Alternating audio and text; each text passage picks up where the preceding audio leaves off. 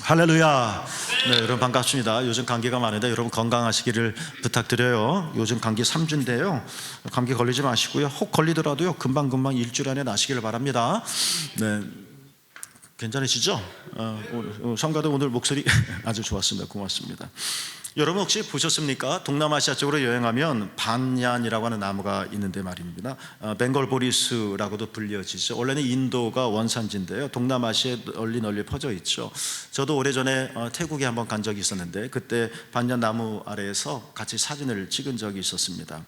이 나무는 매우 독특합니다. 우선은요, 나무가 엄청나게 커요. 큰 거는 높이가 한 30m 이상이 된다고도 하죠. 수령도 깊어서요, 400에서 500년 된 반얀 나무도 많다고 합니다.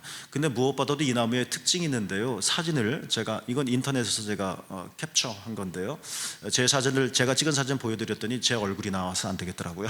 그래서 캡처한 사진을 보내드리는데 좀 독특한 게 있죠. 어떻게 보이시나요? 이 나무를 아시는 분은 딱 보면 아시겠지만 처음 보시는 분들은 이게 뭔가 나무가 좀 특이하네 라고 생각하실 텐데요, 이 나무의 특징은 뭐냐면 뿌리가요, 줄기에서 땅으로 내려온답니다. 그러니까 여러분 이렇게 갈래갈래 수직으로 가는 것처럼 보이는 이게 뿌리인 거예요. 보통 뿌리는 땅에서 올라오잖아요. 그래서 가지가 형성되지 않습니까? 근데 이 반얀나무는 뿌리가 줄기에서 뿌리가 이렇게 땅으로 내려오는 거죠. 위에서 아래로. 그래서 땅 속에 뿌리를 내리는 겁니다. 그럼 또 자라면 또 뿌리가 내려오는 거예요. 그래서 이렇게 이 나무를 보면 큰 둘레를 가진 한 통의 나무가 아니라 마치 수많은 서커스 밧줄이 천장에서 바닥으로 치렁치렁 내려진 것처럼 보이죠. 그러면서도 굉장히 웅장한 모습을 여러분 보게 될 겁니다. 이 나무를 여러분에게 소개해드리려고 하는 것은 아니고요, 인도의 유명한 선교사님이 한 분 계십니다. 이름이 피에르 세락이라고 하는 분이세요. 카톨릭 선교사인데요, 프랑스 사람이죠. 피에르 세락이 평생을 인도에서 지내며 인도 사람들과 함께 지내면서 이 반얀 나무를 엄청나게 많이 본 거예요. 우리는 그저 신기하다, 멋지다, 기괴하네 라고 생각할 이 나무를 보면서 피에르 세락 선교사님은 그리스도인이 이런 사람이겠구나 라고 생각한 적이 있습니다. 그래서 거꾸로 자라는 나무, 그의 사역을 좀 아주 간단한 책으로 담은 그 책에 보면 이 반얀 나무를 가리켜서 그리스도는 이런 사람이다라고 말한 적이 있는데 이렇습니다. 그분의 말이죠. 우리의 뿌리는 저 높은 곳에 있습니다 라고 말이죠. 처음에는 이 말을 대수롭지 않게 봤는데 반얀 나무가 오래전에 봤었죠. 반얀 나무가 어떤 것인지 몰랐었을 때는 우리의 뿌리는 하늘에 있지, 우리의 시민권은 하늘에 있다 하는 말처럼 그렇게만 가만히 들렸었는데 반얀 나무를 직접 제가 보고 또 사진을 반복하면서 살피면서 진짜 실감 있게 다가오더라고요. 우리의 뿌리는 땅이 아니라는 겁니다. 우리는 땅을 디디고 살지만 이게 전부가 아닌 것, 우리의 뿌리는 저 높은 곳에 있다는 겁니다. 예수님에 관한 말씀을 함께 좀 나눠볼까요? 예수님께서 세례를 받으셨죠. 요단강물에서 올라오실 때였습니다. 하늘이 열렸습니다. 그리고 하나님의 영이 어떻게 됐죠? 비둘기같이 내려왔다 했습니다. 어디서요? 하늘에서. 그래서 땅에서 세례를 받고 있던 예수님 위에 임하였습니다. 그게 전부인가요? 또 있었죠. 하늘에서 소리가 들렸다고 했습니다. 그 소리가 뭔지 아세요? 마태복음 3장 17절에 하늘에서 이런 목소리가 들려왔죠. 함께 읽을까요? 시작. 이는 내 사랑하는 아들이요 내 기뻐하는 자라. 이 음성이 들렸습니다. 예수님이 들으시는 거예요. 그런데요, 이건 하나님의 말씀이죠. 하나님의 소리예요. 이 소리를 마귀도 말을 했습니다. 예수님께서 공생애를 시작하시면서 광야에서 금식하시고 마귀의 세 가지 유혹을 받으셨죠. 그때 첫 번째 유혹을 하면서 마귀가 마태복음 4장 3절에 이런 말을 합니다. 이거는 마귀가 한 말이니까 읽지는 맙시다. 제가 그냥 대신 읽을게요. 네가 만약 하나님의 아들이거든 명하여 이 돌들로 떡덩이가 되게 하라. 여러분, 두 말이요 비슷해요. 그런데 뜻은 정반대예요. 뭐가 비슷하죠? 마귀는 뭐라고 말했죠? 앞부분에 예수님에게 너는 네가 만일 하나님의 아들이거든 하나님의 아들이란 말을 해요. 그런데 예수님께서 세례를 받으실 때 하늘에서는 뭐라고 말씀하셨죠? 또 이는 내 사랑하는 아들이다. 문장이 비슷하죠? 아니 뭐 거의 똑같다고 봐야 되겠죠. 그냥 자구 하나 틀린 거니까. 그런데 의미는 정반대라는 사실이에요. 그러니까 진리와 거짓은 한 끗 차이인 것 같아요. 정말 거짓은 진짜처럼 꾸며요. 이 말만 들으면 이 말의 마귀의 말의 맥락을 이해하지 못하고 또 마귀의 음성을 우리가 분별하지 못하면 우리는 이게 쫄딱 이게 하나님의 말씀이구나 라고 속기 참 좋은 거죠. 하나님의 말씀, 그러니까 이는 내 사랑하는 아들이다. 예수야, 너는 내가 사랑하는 아들이다. 예수야, 너는 내가 기뻐하는 자다. 이 하나님의 음성은 주님께서 어떻게 말씀하셨을까요? 그리고 듣는 예수님은 어떤 심경으로 들으셨을까요? 이제 세례를 받고 본격적으로 공생애를 시작하는 예수님이십니다. 아니나 다를까 광야에서 금식하시고 마귀의 유혹을 이렇게 받지 않습니까? 그러니까 고난의 공생애를 시작하는 이 예수님에게 있어서 예수님은 생각하게 하는 거예요. 기억하게 하는 거죠. 아, 내 뿌리는 나를 박해하고 나를 욕하고 나를 거절하는 사람, 이 살고 있는 이 땅이 아니다. 내 뿌리는 어디에 있다? 하늘에 있다는 거예요. 이 말씀을 그냥 평면적으로 듣지 말고 우리가 한번 상상해 봐요. 이 상상을 위해서 제가 반얀나무를 소개해 드린 거예요. 나무는 그냥 땅을 근거로 해서 솟아나는 거라고 생각했는데 독특하잖아요. 뿌리가 하늘에 있어서 땅으로 내려오잖아요. 예수님께서 세례를 받으실 때 하늘의 음성이 하늘에서 땅으로 내려왔잖아요. 비둘기가 위에서 아래로 내려왔잖아요. 위에서 아래로. 그것처럼 예수님은 이제 고난의 길을 걸어가시는데 힘겨울 때마다, 때로는 눈물을 참으실 때마다, 또는 혼자 한적한 곳에서 기도하실 때마다 생각하셨을 거예요. 그래, 내 삶의 뿌리는 어디에 있다? 하늘에 있다. 하나님에게 있다. 사람들이 나를 꺾으려고 하고, 사람들이 나를 죽이려고 하고, 사람들이 나를 모함하지만 나는 꺾이지 않는다. 왜요? 내 뿌리는 어디에 있다? 하늘에 있다. 반면 마귀의 소리는 어떤가요? 너는 하나님의 아들이야. 이거는 하나님께서 하신 말씀과 똑같습니다. 하나님께서 얘야, 너는 내가 사랑하는 아들이다. 그러니까 이 말 안에는 괄호에 어떤 의미가 묶여 있을까요? 너는 내가 진짜 사랑한단다. 그래서 내가 너를 보호할 거야. 누가 너를 어떤 식으로 어떤 목적으로 덤빈다 할지라도 내가 너를 지켜줄 거야. 너도 이 사실을 기억해 줬으면 좋겠다. 이런 뜻이 포함되어 있죠.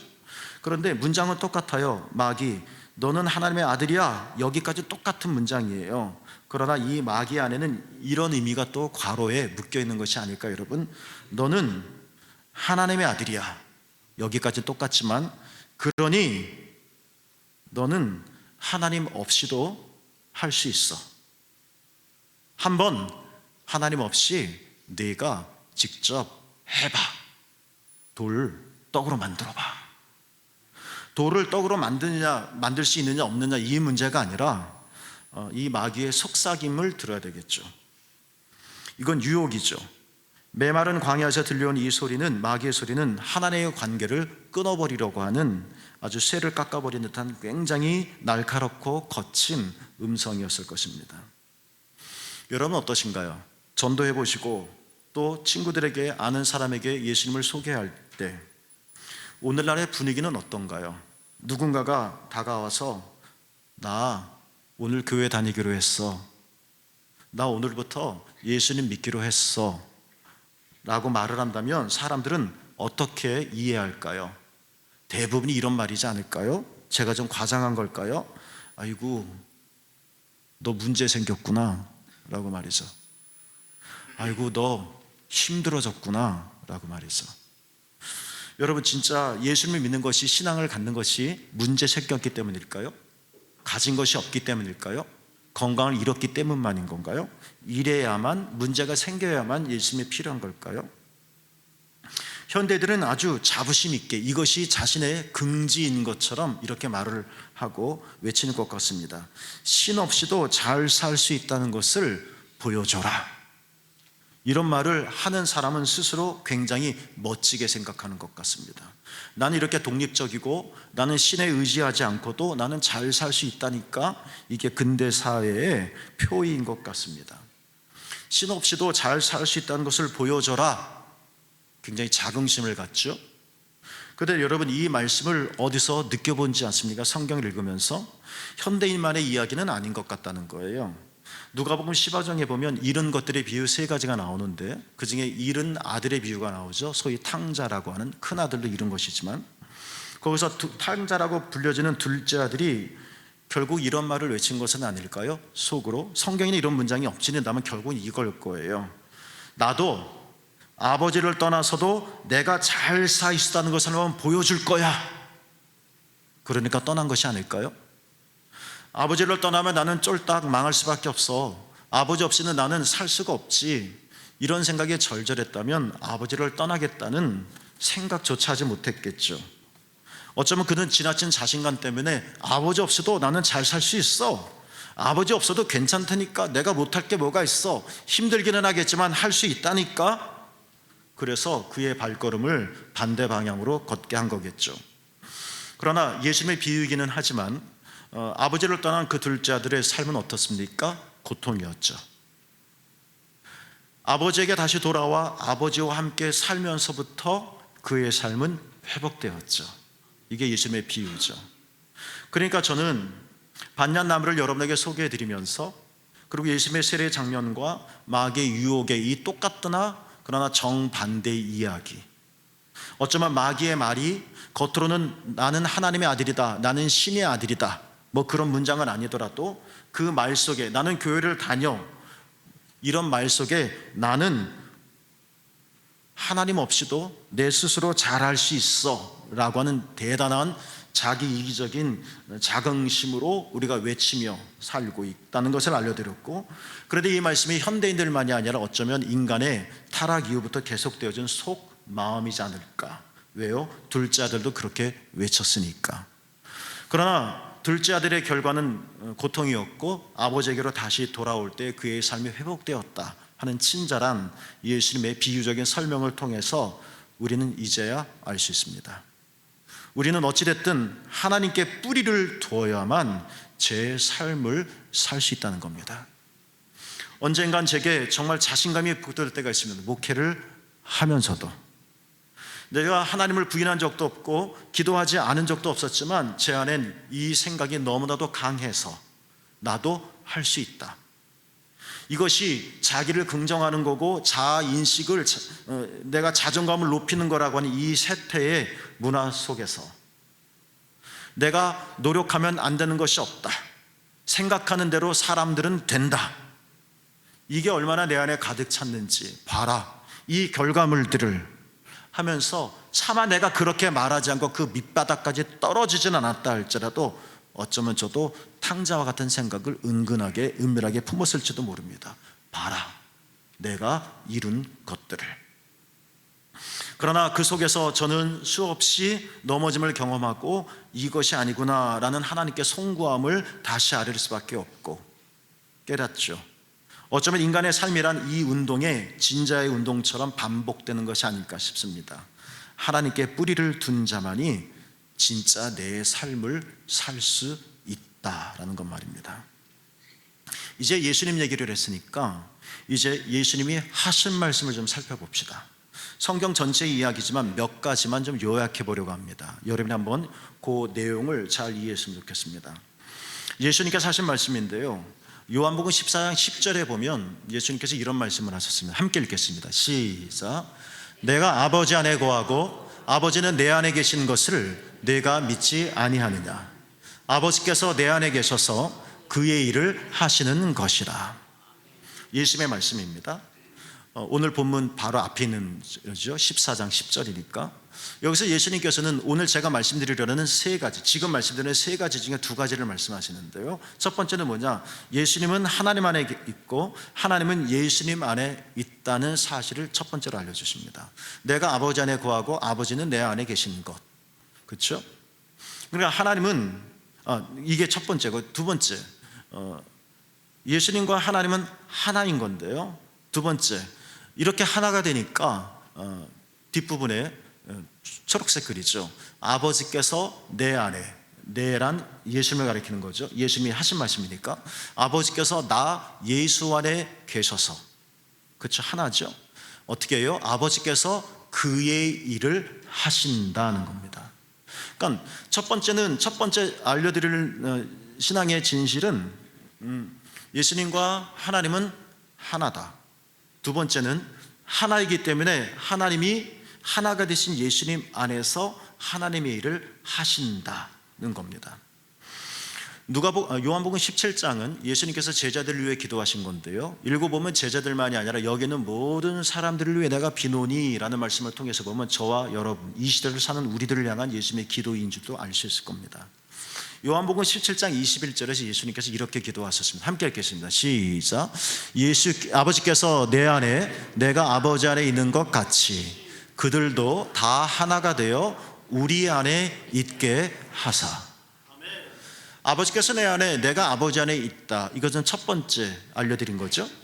이런 것 같이, 이건 하나의 예인 것처럼, 이것 하나의 모델인 것처럼 그들도, 우리들이죠, 또 제자들이겠죠, 저와 여러분이겠죠, 그들도 다 하나가 됐는데 지들끼리 좋아서 하나가 되는 걸 말씀하신 것이 아니라 뭐죠? 그들도 다 하나가 되어 어디에 있게 하사? 우리 안에 있게 하사. 여러분, 그러니까 세 번째는 뭐냐면 하나님이 예수님 안에 계시고 예수님이 하나님 안에 계시듯 예수님께서는 우리도 하나님과 예수님 안에 있기를 원하신다는 것입니다. 이걸 세 번째로 말씀드리는 겁니다. 다시 정리할까요? 예수님과 하나님은 하나이시다, 서로 안에 계시다. 두 번째는 뭐라고요? 하나이시기 때문에 하나님이 예수님을 통해서 일하고 계신다. 세 번째는 그게 하나님과 예수님만의 문제가 아니라 우리도 다 하나님 안에 이렇게 거하기를 원한다는 겁니다. 자, 그렇다면 또 다시 정리할까요? 예수님을 믿는다는 것은 뭘까? 이게 교리적인 걸까? 감정적인 걸까? 예수님을 믿는다는 것은 적어도 최소한의 이 일을 우리가 할 수 있을 것은 첫 번째 뭐냐? 내가 예수님을 믿는다는 것은 뭐냐? 예수님을 믿는 나는 이미 하나님과 하나가 되었다는 것을 믿는 것입니다.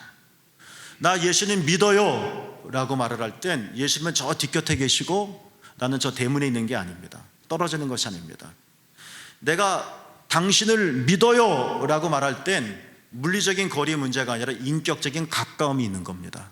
그런 것처럼 내가 예수님을 믿어요 라는 말에는 이미 연합이 있습니다. 그래서 로마서에서도 바울이 이러한 믿음에 대한 신비를 이야기하고 있습니다. 자, 예수님을 믿는다는 것은 예수님을 믿는 우리는 예수님과 이미 하나가 되어 있음을 믿는 것이고, 그런 우리는 예수님과 하나님이 하나이기 때문에 우리는 그 예수님을 통해 하나님 안에도 거하게 된다는 것과 똑같은 의미입니다. 그렇죠? 자, 그렇다면 우리는 우리의 사고를 발전시킬 수 있습니다. 예수님을 믿는다는 것은 또한 어떤 것입니까? 하나님이 예수님을 통해서 하나님과 하나 된 우리 안에서 일하심도 믿는다는 것입니다. 예수님이 하나님과 하나이고 그래서 하나님이 예수님 안에서 일을 하셨다고 했잖아요. 그런데 우리도 예수님을 믿음으로 주님과 하나가 되고, 주님과 하나가 된다는 것은 하나님 안에 거한다는 것이고, 그러니까 하나님 안에 거하는 우리를 통해서 하나님이 뭐 하신다고요? 일하신다는 겁니다. 이 의미를 예수님께서 오늘 보면 12절에서 이렇게 말씀하고 계십니다. 앞부분인데 함께 읽겠습니다. 시작. 나를 믿는 자는 내가 하는 일을 그도 할 것이요 또한 그보다 큰 일도 하리니. 여러분, 이것을 마술적인 것으로 생각하지 마시고 마치 내가 예수를 믿는 순간에 내가 슈퍼맨이 된 것처럼 여기지 마시고 내가 대단한 능력이 되어진 어떤 큰 일을 한다고 하는 이런 외적인 행사로만 보지 마시고 신비롭게 봐주시기를 바랍니다. 나를 믿는 자는 주님과 하나가 되었다는 얘기죠. 이렇게 주님과 하나가 된 자는 내가 하는 일을 하게 될 거다. 하나님과 하나가 된 예수님, 하나님이 예수님을 통해서 일을 하셨던 것처럼 예수님을 믿음으로 예수님과 하나가 된 자는 하나님 안에 거하는 자이고, 하나님 안에 거하는 나는 어떤 게 될까요? 하나님이 이러한 나를 통해서 일을 하실 것이다. 그래서 나를 믿는 자는 내가 하는 일을 하게 될 것이고 또한 그보다 큰 일도 하게 되어질 것이다. 이걸 어떻게 증명할 수 있냐고요? 여러분, 이건 설명할 수 없습니다. 이건 믿음의 신비입니다.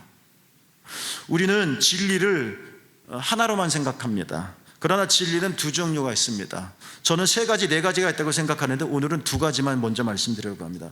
우리가 일반적으로 생각하는 진리는 사실적인 진리입니다. 지금 비가 오네요. 네, 사실입니다. 그러니까 진리입니다. 지구가 돌아요. 사실입니다. 부인할 수 없습니다. 이건 진리입니다. 그런데 또 하나의 진리가 있습니다. 사실. 사실할 때 실자가 한자로 어떤 것인지 아시죠? 열매 실자 실자잖아요. 사실, 사건이 실제로 있는 것, 이거 진리입니다. 우리는 이 진리를 통해서 뭔가를 배우고 가르침을 얻습니다. 그런데 또 하나의 진리가 있습니다. 사실만 있는 게 아니고 또 뭐가 있는지 아세요? 진실도 있습니다. 이것도 실자도 똑같은 실자입니다. 우리는 사실것만 진리로 봐요. 그래서 과학자들은 연구합니다. 실험합니다. 탐구합니다. 증명합니다. 맞아. 그러면 진리로 인정합니다. 그러나 진리는, 그러니까 우리가 이 세상을, 우리의 삶을 바라보는 시각은 두 가지입니다. 지구가 둥근데 둥글지 않다고 우긴다면 이건 어리석은 사람입니다. 사실을 거절하기 때문에. 그러나 또 하나의 진리가 있다고 했습니다. 진실입니다. 진실은 때로는 사실로 파악될 수 없습니다. 아무리 내가 진실을 사실로 확인하려고 해도 확인되지 않을 때가 있다는 겁니다. 저 사람이 나한테 말하는데 내가 괜히 진실로 느껴져. 사실인지 확인할 수 있을 겁니다. 물어보면 될 겁니다. 삼자에게. 아니면 맥락을 파악해 보면 될 겁니다. 그런데 이렇게 알 수 없어도 그러면 저 사람이 나에게 말한 거 진실이 아니라고 그냥 치부할 겁니까? 아니요. 파악할 수 없지만 왠지 저 사람의 눈동자를 보니까, 저 사람의 떨리는 입술을 보니까, 저 사람의 음색을 보니까 진심이 느껴져. 그래서 내 마음에 뭔가 팍 오가는 게 있어. 그래서 저 사람의 말하는 게 진짜인지 아닌지는 나는 모르겠지만, 그러나 저 사람의 말을 내가 받아들이기 위해서, 이건 뭡니까? 진실입니다. 여러분, 사실로만 살 수 없죠. 때로는 진실이 우리에게 더 크고 위대한 일을 하신다는 걸 여러분 아십니까? 부모님이 여러분을 사랑하시는 것을 사실로 파악하겠습니까? 내가 부모님을 사랑하고 존경할 때 내 화학적인 반응이 어떻게 일어나는지 연구하시겠습니까? 그럴 수도 있겠죠. 언젠가 그것이 규명되겠죠. 그러나 그것보다 더 중요한 것은, 부모님의 사랑을 화학적인 공식으로 만드는 것보다 더 중요한 것은 진실을 아는 겁니다. 진실을 알 때 자녀는 변합니다. 믿음은 그와 같습니다. 우리가 예수님을 믿을 때 우리는 하나님 안에 거하게 되어집니다. 우리가 하나님 안에 거할 때 하나님은 이런 나를 통해서 일을 하십니다. 어떻게 하나고요? 진실입니다. 진리라는 겁니다.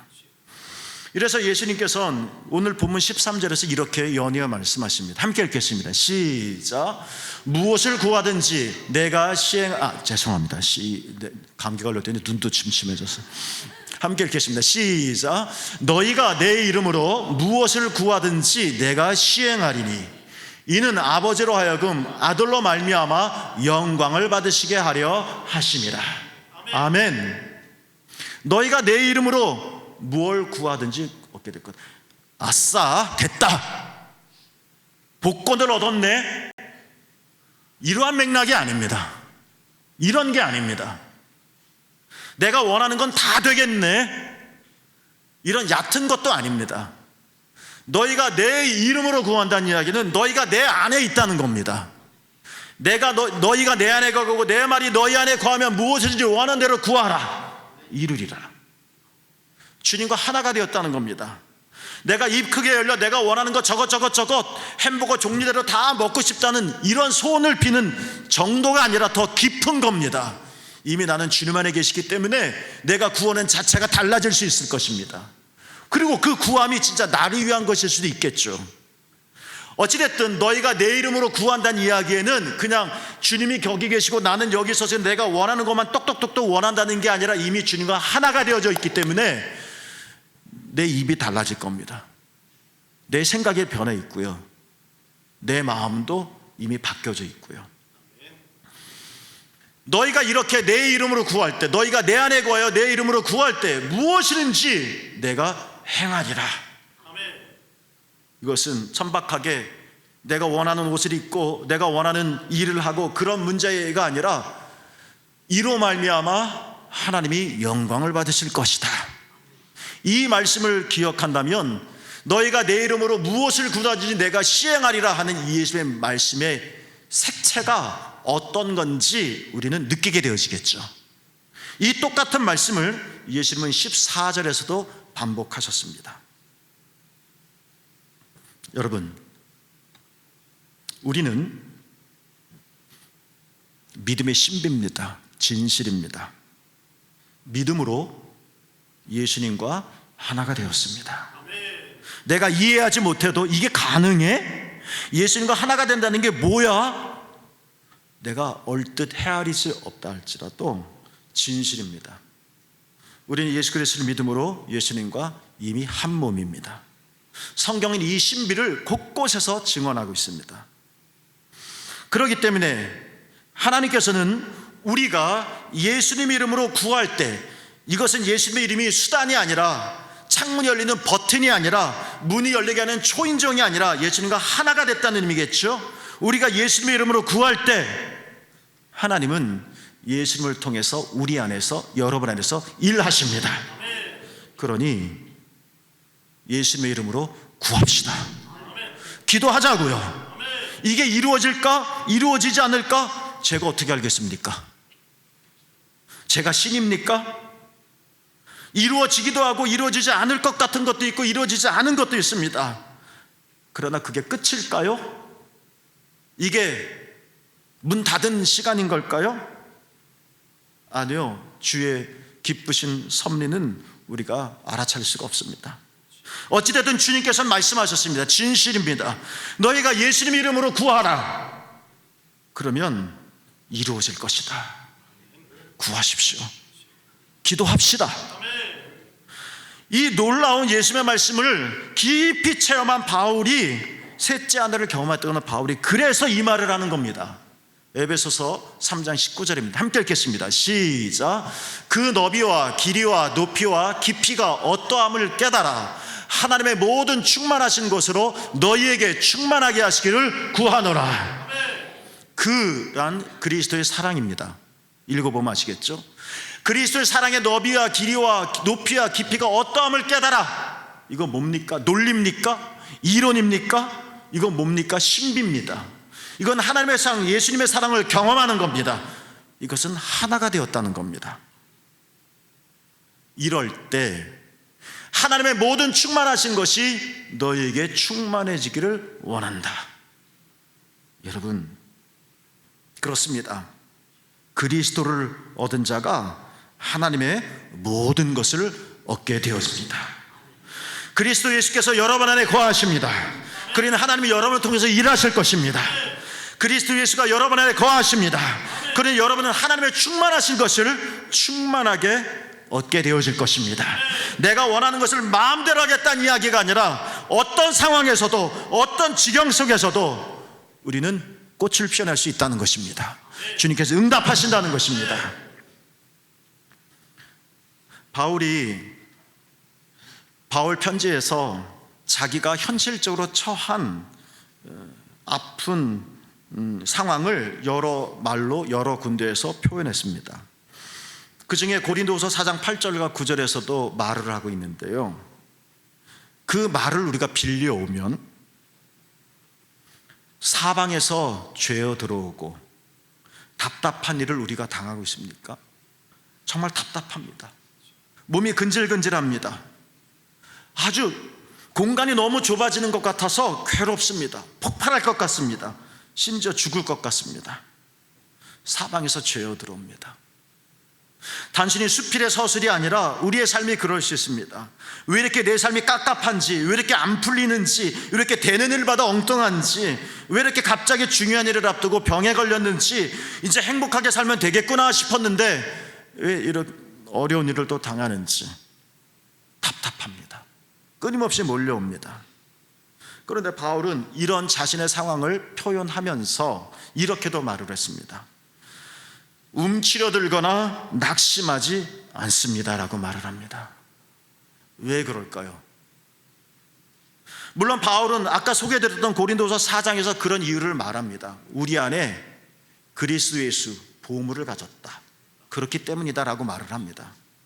다시 묻습니다. 바울의 표현을 빌려서 우리가 이렇게 사방에서 죄어 들어오고 답답한 일을 당하는데 움츠러들거나 낙심하지 않은 이유가 있다면 이건 어떻게 가능한 겁니까? 바울이 이렇게 빌립보서에서 말했습니다. 여러분의 이해를 돕기 위해서 제가 좋아하는 말씀을 구한 겁니다. 함께 읽겠습니다. 시작. 내게 능력 주시는 자 안에서 내가 모든 것을 할 수 있느니라. 어디서요? 내게 능력 주시는 자 안에서. 말씀드렸듯이 이 말씀이 내가 원하는 것은 다 했어, 이젠 끝났어, 땡이야, 이런 문제가 아니라 이 본문 맥락을 읽어보면 내가 비천에 처할 줄도 알고 풍부에 처할 줄도 알고 괜찮다는 겁니다. 나는 언제든지 살아낼 수 있다는 겁니다. 모든 것을 감당할 수 있다는 겁니다. 어디서요? 내게 능력 주시는 그리스도 예수 안에서. 바울은 또 말합니다. 박해를 당해도 버림받지 않고 거꾸로 뛰름을 당해도 나는 망하지 않을 거다. 그의 이 자신감은 어디서 나오는 걸까요? 바울의 경험을 또 한번 들어볼까요? 바울이 이렇게도 말했죠. 함께 읽습니다. 시작. 하나님이 그리스도 예수 안에서 영광 가운데 그 풍성한 대로 너희 모든 쓸 것을 채우시리라. 돈 얘기하는 것만이 아닙니다. 우리의 감정도 얘기하는 거겠죠. 감정이 달하면 짜증이 납니다. 감정이 바닥을 드러냈는데 아이들이 얼쩡얼쩡거리면 막 화를 쏟아붓습니다. 인내하고 참아놨는데 그 의지가 바닥을 드러낼 땐 우리는 토해냅니다. 그러나 주님은 어떻게 하신다고요? 쓸 것을 채우시리라. 어디서요? 그리스도 예수 그분 안에서. 믿음의 신비입니다. 초대 그리스도들은 죽음을 두려워하지 않았습니다. 그들은 겁없는 자가 아니었어요. 그들도 걱정했겠죠. 그런데 그들이 모든 순교자들의 이야기를 보면 이런 이야기가 있는데, 어머니가 순교장에서 아무것도 모르는 갓 태어난 아이를 가슴에 꼭 품고 찬송을 부르며 날카로운 짐승의 먹이가 되었다고 했습니다. 그들은 죽음이 두려운데도 왜 죽음을 두려워하지 않은 걸까요? 뇌가 없었던 것일까요? 네, 바울이 이렇게 고백합니다. 함께 읽을까요? 시작. 아담 안에서 모든 사람이 죽은 것 같이 그리스도 안에서 모든 사람이 삶을 얻으리라. 할렐루야. 그렇습니다. 이걸 어떻게 증명하냐고요? 신비입니다. 신비요. 사실만이 아니라고 했습니다. 진실이 있다고 했습니다. 우리가 그리스도 예수 안에 거할 때 하나님은 그러한 여러분을 통해서 놀라운 일을 행하실 거라는 것입니다. 우리의 삶을 새롭게 하실 것이고 모든 쓸 것을 채워주시고 감당하지 못할 것이 없게 해주실 것이랍니다. 그리스도를 얻는 자가 그러니까 하나님의 충만하신 모든 것을 얻는 것입니다. 우리는 있는 힘을 다하여 공중으로 팔짝 뛰어도 1초도 안 되어서 다시 땅으로 떨어질 겁니다. 우리는 외적인 기구를 이용하지 않고는 날 수가 없습니다. 그러나 오래전 이사야는 이런 예언을 했습니다. 그리스도를 얻는 사람은 어떤 사람이냐? 여러분이 잘 아는 말씀이죠. 새 힘을 얻을 것이다. 그리스도를 얻은 사람은 어떤 사람이냐? 독수리가 날개를 치며 솟아오르듯 올라갈 것이다. 우리는 뛰어야 할 때가 있을 겁니다. 땀을 흘리며 다리가 저리겠지요. 그러나 이사야는 말합니다. 그리스도를 얻은 사람은 뛰기는 하더라도 지치지는 않을 것이다. 걸어도 피곤하지 않을 것이다. 이사야가 오래전 이런 예언을 우리에게 들려줍니다. 그분의 고백은 그리스도 예수 안에서 더 완전해집니다. 그리스도를 얻은 자가 모든 것을 얻습니다. 여러분은 예수 그리스도를 믿으십니까? 주님이 여러분의 주님 안에 거하십니다. 그러니까 그런 여러분은 하나님 안에 있는 자들입니다. 그러니 하나님은 여러분 안에서 예수님의 이름으로 놀라운 일을 행하실 것입니다. 그러니 여러분, 우리 예수 그리스도를 믿읍시다. 아무리 발발거리고 뛰어도 1초가 지나지 않아 떨어질 것, 추락할 것이고, 아무리 인내를 가지고 꽁꽁 참아도 우리는 10초를 넘지 못할 것이고, 내가 열심히 땀은 배반하지 않지. 그러나 기울어진 운동에서 인생의 배반을 우리는 쓰게 느낄 것이고, 이것이 생애의 이야기지만, 그러나 그리스도를 얻은 자는 하나님의 충만하심으로 여러분을 채우실 것입니다. 예수 믿으십시오. 그리스도 예수 안에서 하나님의 충만하시는 것이 여러분 모두에게 충만해지고 바울처럼 경험되어지기를 주님의 이름으로 축복합니다.